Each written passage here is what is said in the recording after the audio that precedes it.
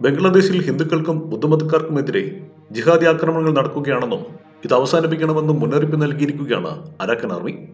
റോഹിംഗ്യകൾക്കെതിരായി രംഗത്തിറങ്ങിയിരിക്കുന്ന മ്യാൻമാറിലെ രാഖനിലെ വംശക്കാരാണ് Arakan army എന്നറിയപ്പെടുന്ന സായുധ സേന.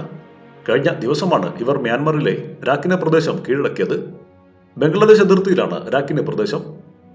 ബംഗ്ലാദേശിനോട് അതിർത്തി പങ്കിടുന്ന രാജ്യമായ മ്യാൻമാറിലെ അരാക്കൻ ആർമിയെ റോഹിംഗ്യകളെ അനുകൂലിക്കുന്ന നേതാവായ മുഹമ്മദ് യൂനിസിനും കടുത്ത ഭയമാണ്.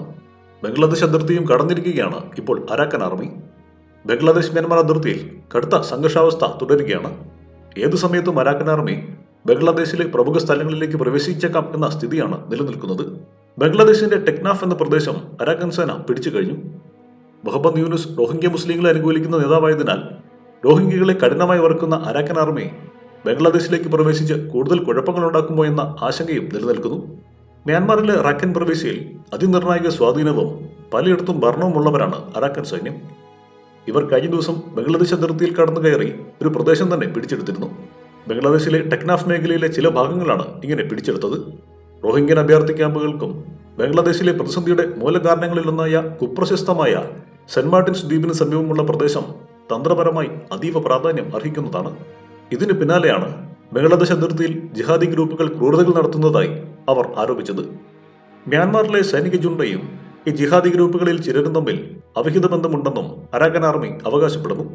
ബംഗ്ലാദേശിലെ റോഹിംഗ്യൻ അഭയാർത്ഥി ക്യാമ്പുകളിൽ ഏകദേശം 11 തീവ്രവാദ ഗ്രൂപ്പുകൾ പ്രവർത്തിക്കുന്നുണ്ട്. അതിൽ Rohingya solidarity organisation, Arakan Rohingya salvation army, Arakan Rohingya army എന്നിവയും ഉണ്ട്. അവരുടെ അതിക്രമങ്ങൾ കാരണം നൂറുകണക്കിന് ആളുകളാണ് മരിച്ചത്. കൊലപാതകങ്ങൾ, ബലാത്സംഗങ്ങൾ, തട്ടിക്കൊണ്ടുപോകലുകൾ, മറ്റു തരത്തിലുള്ള പീഡനങ്ങൾ എന്നിവ ബുദ്ധമതക്കാർക്കും ഹിന്ദുക്കൾക്കുമെതിരെ നടക്കുന്നു, അരാക്കൻ സൈന്യം ആരോപിക്കുന്നു.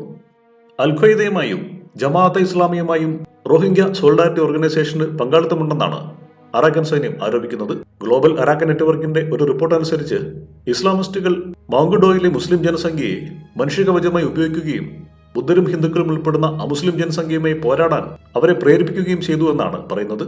റാഡിക്കൽ തീവ്രവാദ ഗ്രൂപ്പുകൾ ബംഗ്ലാദേശിലെ റോഹിംഗ്യൻ ക്യാമ്പുകളിൽ നിന്ന് 6 വയസ്സ് വരെ പ്രായമുള്ള അനാഥരായ യുവാക്കളെ റിക്രൂട്ട് ചെയ്യുകയാണ്. എന്നിട്ട് കൗമാരക്കാരാകുമ്പോൾ പോരാടാൻ അവരെ പരിശീലിപ്പിക്കുന്നു.